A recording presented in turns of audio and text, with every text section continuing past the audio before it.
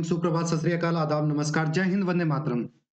दोस्तों, आज से हम लोग जो है पिछले सप्ताह में जो हमारे करंट अफेयर्स है, उनसे रिलेटेड जो क्वेश्चन्स है उसके ऊपर आज हम प्रैक्टिस करने वाले हैं, ठीक है? तो आज हमारे पास अच्छे खासे क्वेश्चन्स हैं, इनके ऊपर हम लोग क्या करेंगे? चर्चा करेंगे, ठीक है? तो आइए हम लोग शुरू करते हैं अपने पहले क्वेश्चन की तरफ, ठीक है? पहला क्वेश्चन आपके स्क्रीन पे है, इसमें क्या पूछ रहा है आपसे?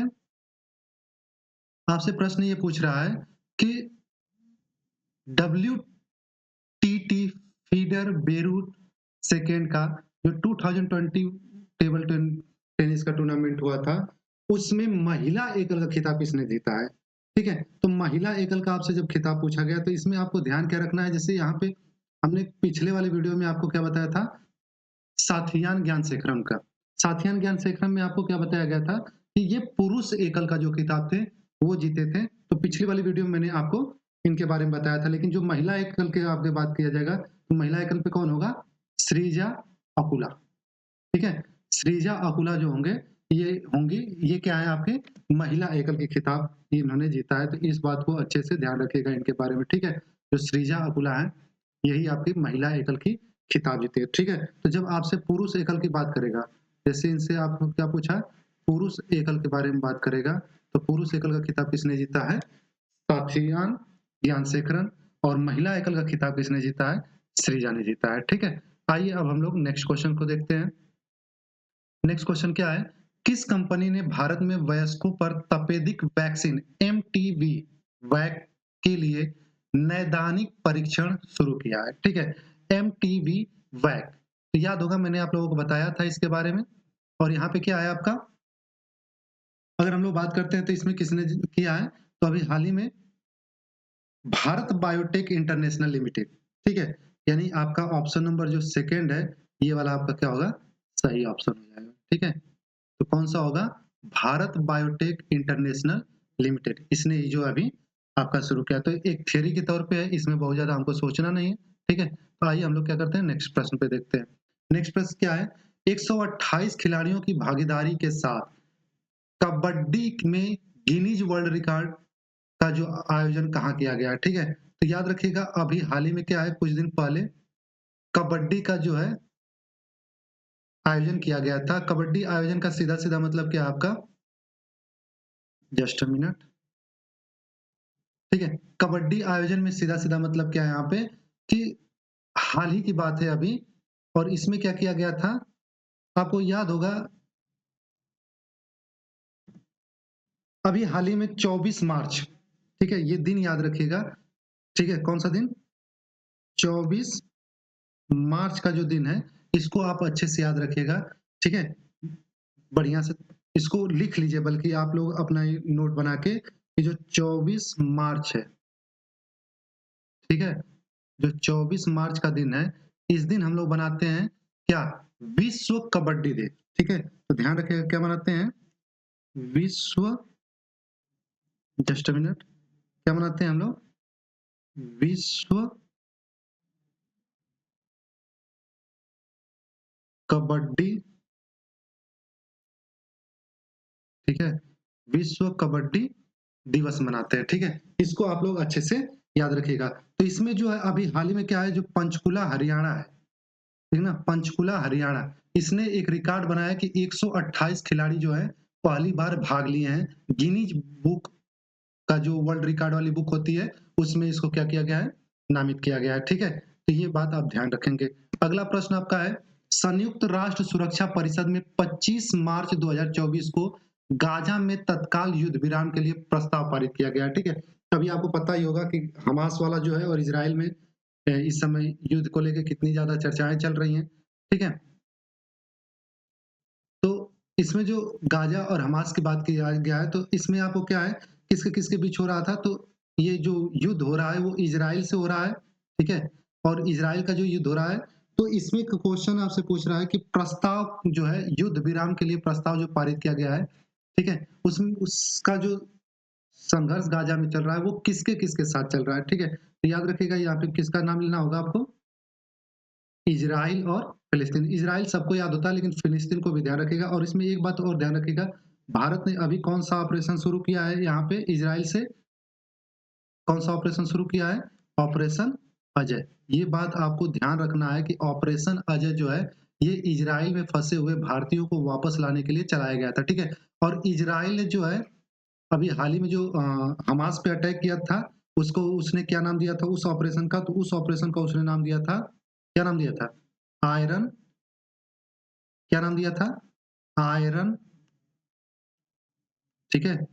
और स्वार्ड, आयरन स्वार्ड इसने नाम दिया था, ठीक है। तो इजराइल ने आयरन स्वार्ड दिया था, हमास ने जो दिया था वो अल अक्सा फ्लड दिया था, और भारत ने जो यहाँ वहां से लोगों को वापस निकालने के लिए किया, वहां पे कौन सा मिशन शुरू किया था? ऑपरेशन अजय, ठीक है। तो ये बात आपको ध्यान रखना है। आइए अगला प्रश्न देखते हैं। अगला प्रश्न हमारा है, चंद्रयान 3 लैंडिंग साइट को अंतरराष्ट्रीय खगोलीय संघ मान्यता दे दी है, ठीक है। इसका नाम क्या रखा गया है? तो इसका नाम जो है, चूंकि अंतरराष्ट्रीय खगोलीय संघ जो है अभी हाल ही में इसको मान्यता दी है, तो इसको जो नाम रखा गया है वो, जो आपको याद होगा कि दिन था आपका 26 अगस्त, ठीक है। इस दिन को याद रखना है आपको, ठीक है। बहुत लोग, कम लोग इस दिन को याद रखते हैं, ठीक है। सबके दिमाग में बस एक चीज चलता है, 23 अगस्त, ठीक है। तो ध्यान आपको क्या रखना है, देखिए प्रश्न पूछने वाला थोड़ी सा अगर लपेटना चाहेगा तो आपको लपेट लेगा। 23 अगस्त को जो चंद्रयान 3 था उसकी लैंडिंग हुई थी, लैंडिंग हुई थी 23 अगस्त को। और इसी दिन हम लोग क्या मनाते हैं? राष्ट्रीय, यानी आप कह सकते हैं कि नेशनल में हम लोग क्या मनाते हैं? अंतरिक्ष दिवस मनाते हैं, ठीक है। तो राष्ट्रीय अंतरिक्ष दिवस हम लोग 23 को मनाते हैं, लेकिन इसका जो अनाउंसमेंट है वो कब किया गया था? मोदी जी के द्वारा वो किया गया था 26 अगस्त को, ठीक है। 23 अगस्त को लैंडिंग हुई थी, इस दिन हम लोग नेशनल क्या मनाते हैं? राष्ट्रीय अंतरिक्ष दिवस मनाते हैं, ठीक है। लेकिन जो 26 अगस्त है इस दिन इसका अनाउंसमेंट किया गया था। लेकिन अभी हाल ही में जो हमारा अंतरराष्ट्रीय खगोलीय संघ है, ठीक है, जो ये हमारा अंतरराष्ट्रीय खगोलीय संघ है, इसने क्या किया है? इस चीज को मान्यता दे दी है, और उसका नाम क्या रखा है? शिव शक्ति स्टेशन। क्या नाम रखा है? शिव शक्ति स्टेशन। तो ये बात आपको ध्यान रखना है, ठीक है। आइए हम लोग अगले प्रश्न की तरफ चलते हैं। अगला प्रश्न हमारा क्या है? सीने वेस्टर इंटरनेशनल फिल्म फेस्टिवल का आयोजन किस शहर में किया गया है? ठीक है, सीने वेस्टर का जो फिल्म फेस्टिवल है इसका आयोजन कहाँ पे किया गया है? तो नॉर्मल सा एक बात आपको ध्यान बस इतना रखना है, ठीक है। थियरी के तौर पे इसको याद रख लीजिएगा। इसमें थियरी में आपको क्या याद रखना है? इसका आयोजन अभी हाल ही में कहाँ पे किया गया है? चंडीगढ़ में किया गया है, ठीक है। कहाँ पे किया गया है? चंडीगढ़ में किया गया है। बस इतनी बात आपको ध्यान रखना है, ठीक है। आइए अगला प्रश्न देखते हैं। Indian masters national badminton championship 2024 में 2 स्वर्ण पदक किसने जीता है? ठीक है, ये बहुत अच्छा क्वेश्चन है और एग्जाम के लिए जो है, एग्जाम की दृष्टि से काफी ज्यादा इंपॉर्टेंट है, ठीक है। तो ये ध्यान रखना है आपको, एग्जाम के लिए काफी ज्यादा इंपॉर्टेंट है, तो आप इंपॉर्टेंट लिख लीजिए इसके लिए, ठीक है। क्योंकि इस जो नेशनल चैंपियनशिप हुई है, इंडियन मास्टर्स नेशनल चैंपियनशिप जो हुई है, इसमें 2 स्वर्ण पदक किसने जीता है? ठीक है, तो यहाँ पे जो 2 स्वर्ण पदक किसने जीता है? नाहिद दिवेचा ने, ठीक है। याद रखिएगा इसको, क्वेश्चन जो है आने वाले किसी भी एग्जाम में, जो भी आपके एग्जाम, चाहे यहाँ पे सीपीओ का मई में अगले है, फिर या तो आप कह सकते हैं कि बीएड वाला जो पेपर है बच्चों का उनके लिए, या फिर बीपीएससी वगैरह के जो आने वाले प्रश्न जो भी होंगे, एसएससी वगैरह के हो चाहे बीपीएससी वगैरह का, वहां से इसका प्रश्न पूछने का प्रबल चांस होगा, ठीक है। तो Indian masters national badminton championship का जो है 2 स्वर्ण पदक किसने जीता है? नाहिद दिवेचा ने, ठीक है। आइए हम लोग आगे चलते हैं। अगला प्रश्न हमारा क्या कहता है? बॉक्सिंग सब जूनियर नेशनल चैंपियनशिप का टाइटल किस टीम ने जीता है? ठीक है, तो बॉक्सिंग सब जूनियर नेशनल चैंपियनशिप का टाइटल किस किसने जीता है? तो आपको सीधा सीधा याद रखना होगा किसने जीता है, ठीक है। किसने जीता है? हरियाणा ने जीता है, ठीक है ना। याद रखिएगा इस बात को। नेक्स्ट क्वेश्चन अगर हम देखते हैं, क्या है? ट्राई ने मशीन टू मशीन संचार के लिए एम्बेडेड सिम के उपयोग सिफारिश जारी की है, ठीक है। अब आपको देखिए ट्राई का नाम तो दे दिया है, ठीक है। अब आपसे स्टैटिक बनाने के लिए जो प्रश्न होता है उसको पूछता है। तो अभी आपको पता होगा कि जो ट्राई है, ठीक है, ये क्या करते हैं? टेलीकॉम से रिलेटेड जो रूल्स वगैरह होते हैं इनके बारे में बात करती है, ठीक है। तो अभी इसने क्या किया है? मशीन टू मशीन संचार के लिए एम्बेडेड सिम का उपयोग की जो है उसको सिफारिश की है, ठीक है। अब आपसे देखिए इसमें घुमा के आपसे स्टैटिक टाइप पूछा जाएगा कि ट्राई की स्थापना कब हुई थी भारत में, ठीक है। तो इस तरीके से भी प्रश्न आपसे पूछ सकता है, तो याद रखिएगा 1997 में, ठीक है। 1997 में याद होगी, ठीक है। आपको याद होगा एक चीज और मैंने आपको पढ़ाया था कि जब 23 जनवरी, इसको ध्यान रखिएगा, 23 जनवरी 1897 में बता सकते हैं किसका हैप्पी बर्थडे है? ठीक है, 23 जनवरी जो पराक्रम दिवस हम लोग मनाते हैं, उसमें किसका है? सुभाष चंद्र बोस का। तो उससे आप चाहे तो रिलेट कर सकते हैं कि उसके 100 साल बाद क्या किया गया है? 1997 में ट्राई की स्थापना की गई थी। रिलेट करने के लिए बस बता रहे हैं, और वैसे प्रश्न भी पूछता है कि कब ये पराक्रम दिवस कब मनाते हैं, सुभाष चंद्र बोस का हैप्पी बर्थडे कब है, ठीक है। नेक्स्ट क्वेश्चन है, हुरून ग्लोब रिच लिस्ट 2024 के अनुसार विश्व के सबसे अमीर व्यक्ति का खिताब किसने पुनः प्राप्त किया है? यानी कि पहले से भी यही थे और इनको बताने की आपको मतलब जरूरत नहीं है, सीधे सीधे कौन होंगे? एलन मस्क, ठीक है।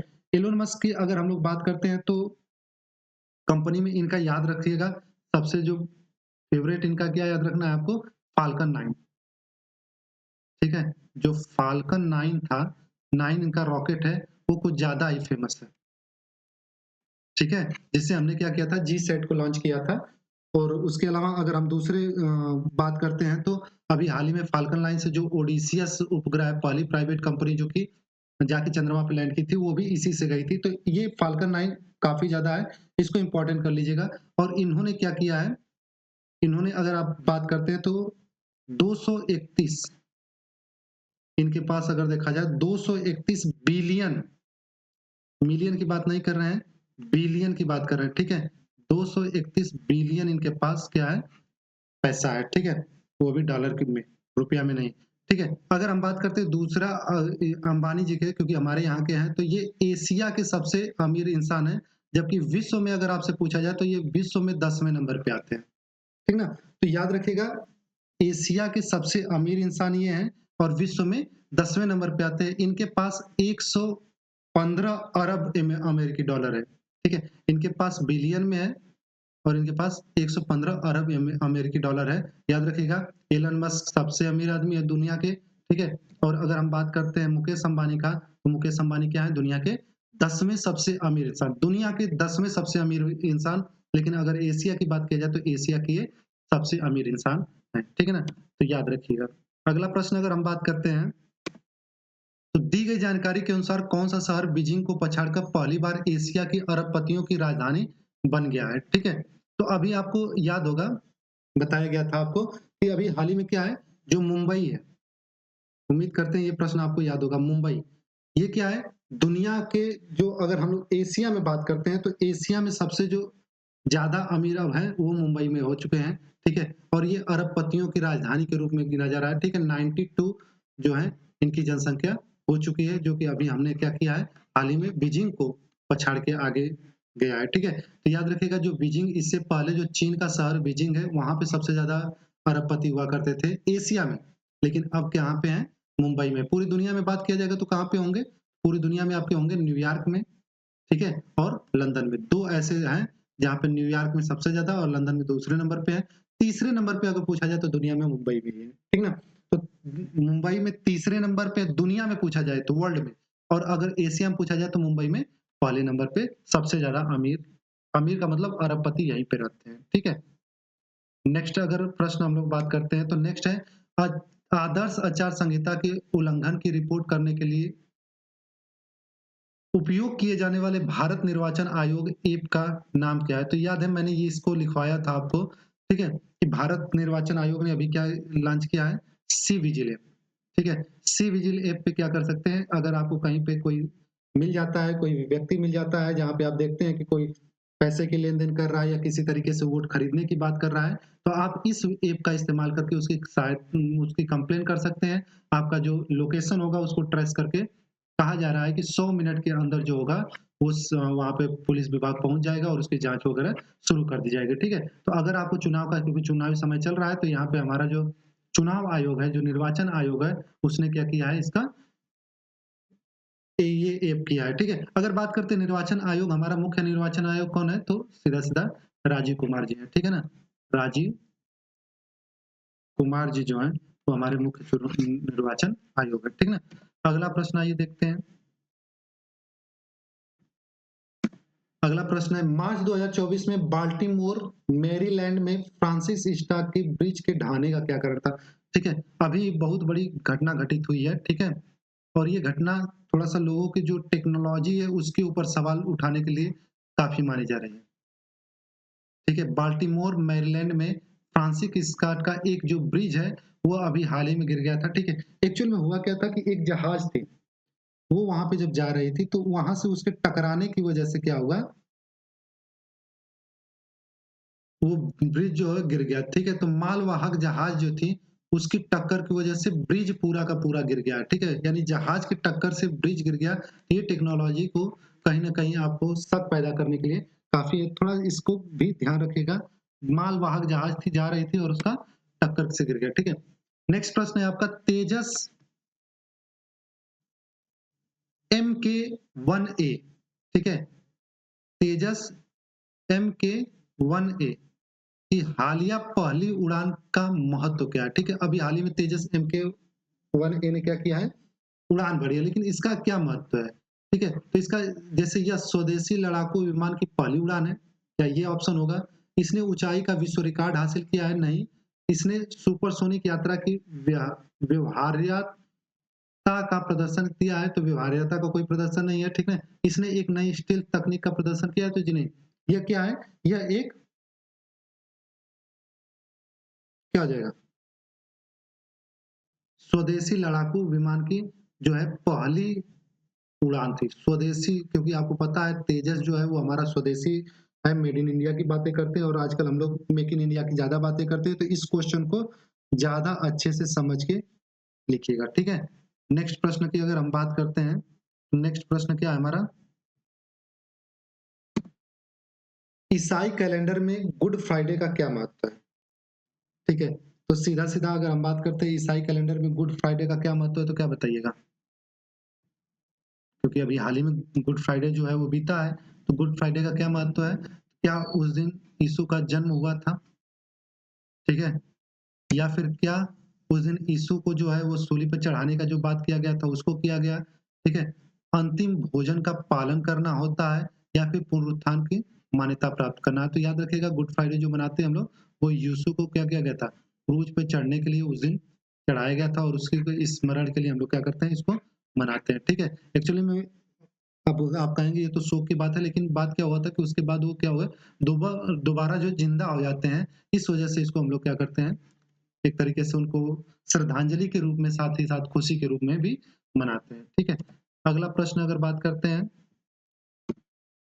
30 मार्च 2024 को किन पूर्व प्रधानमंत्रियों को मरणोपरांत भारत रत्न से सम्मानित किया गया? ठीक है, तो अभी कुछ दिन पहले जो है अनाउंसमेंट हो चुका था, लेकिन अभी क्या किया गया है, 30 मार्च को, ठीक है?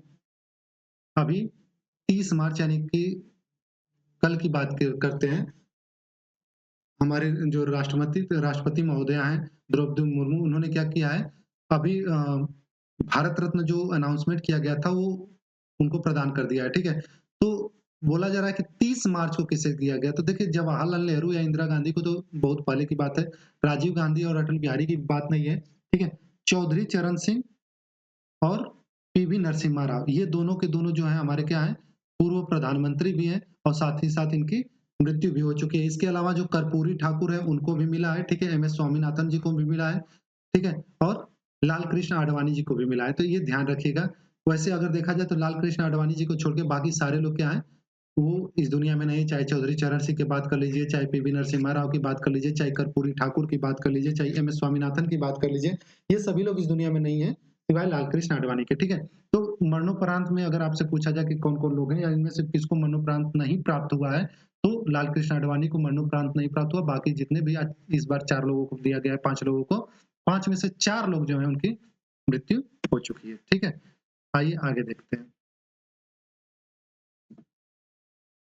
मार्च 2024 में भारतीय नौसेना ने पाकिस्तानी नागरिकों को सोमाली समुद्री डाकुओं से छुड़ाने के लिए ऑपरेशन कहाँ पे चलाया है, ठीक है? तो अभी आपको पता होगा कि ऑपरेशन जो है संकल्प चल रहा था, जिसमें क्या है कि समुद्री सुरक्षा की बात की जा रही थी। याद होगा मैंने आप लोगों को बताया था ऑपरेशन संकल्प के बारे में, ठीक है? ऑपरेशन संकल्प के बारे में बताया था। तो जो ऑपरेशन संकल्प है ये क्या चलाया गया था? तो हमारी नेवी के द्वारा हिंद महासागर में चलाया गया था, क्या करने के लिए? कि समुद्री सुरक्षा से हम लोग बात करते हैं। तो ये याद रखिएगा, इसका इससे जुड़ाव नहीं है, इसको ध्यान रखिएगा, ये नहीं कि संकल्प से जुड़ा है। तो अभी चूँकि अभी कुछ दिन पहले हम लोग कर रहे थे, और अभी सोमाली के रहने वाले जो डाकू हैं, समुद्री डाकू, ये अक्सर समुद्र में जो जहाजें होते हैं उनको लूट लेते हैं। तो कुछ पाकिस्तानी नागरिक थे, इनको इन्होंने क्या किया था, एक तरीके से बंधक टाइप बना लिया था, ठीक है? तो इसको जो हुआ, हमारी जो सेना है, वो जाके क्या करती है, छुड़ाती है, ठीक है? तो इसको आपको ध्यान रखना होगा कि हमारी जो सेना है वो जाके इनको छुड़ाई थी। तो क्वेश्चन ये पूछा है कि कहाँ पे, यानी कि किस जगह पे ये जो है छुड़ाया गया, यानी कि बंगाल की खाड़ी में छुड़ाया गया है, ठीक है? हिंद महासागर में छुड़ाया गया, अरब सागर में छुड़ाया गया है, दक्षिण चीन सागर में छुड़ाया गया है। तो इसका एक चीज़ ध्यान रखिएगा, पहले तो दक्षिण चीन सागर को आप क्रॉस कर दीजिए, क्योंकि ये तो चाइना खुद सबसे बड़ा वहाँ पे डकैत बना हुआ है, क्या दूसरों को जाने देगा, है ना? तो इसका ऑप्शन क्या हो जाएगा?